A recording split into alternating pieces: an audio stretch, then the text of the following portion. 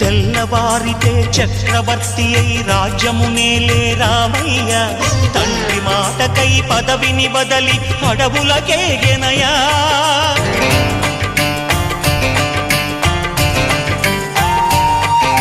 మహిలో జనులను కావగ వచ్చిన మహావిష్ణు అవతారమయ్య, ఆలిని రక్కసుడపహరించితే ఆక్రోశించెనయా.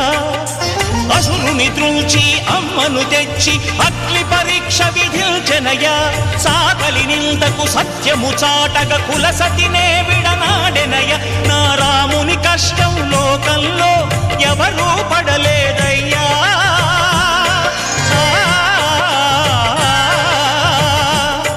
నా రాముని కష్టం లోకంలో ఎవరూ పడలేదయ్యా.